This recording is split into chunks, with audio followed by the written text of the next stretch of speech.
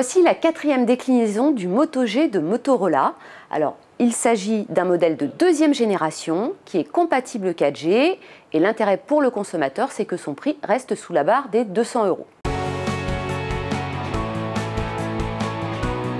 Bien que ce modèle ne soit ni hyper léger ni hyper fin, on apprécie le design qui est plutôt de bonne facture avec des courbes qui assurent une très bonne prise en main. Autre point important, c'est l'écran HD qui passe au format 5 pouces.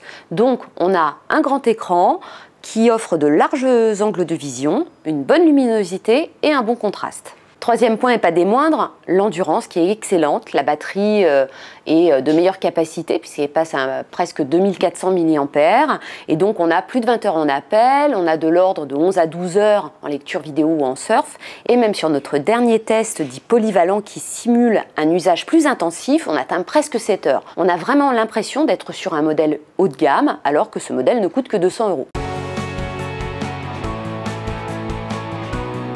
Ce qui est un petit peu décevant finalement, c'est le choix du processeur de Motorola, un Snapdragon 400, qu'on trouvait sur des modèles d'il y a 1 an à 2 ans. On peut se demander pourquoi le constructeur n'est pas passé à un Snapdragon 410 comme la plupart des concurrents. Alors c'est pas très gênant à l'usage, excepté si on veut faire du jeu 3D ultra sophistiqué, là ce sera impossible.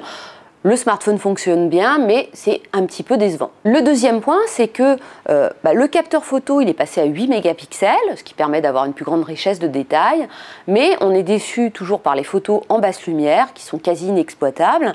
Et puis surtout, au niveau de la capture vidéo, on reste bridé à du 720p, alors que tous les autres smartphones font du 1080p. Toujours un peu étrange comme choix de la part de Motorola.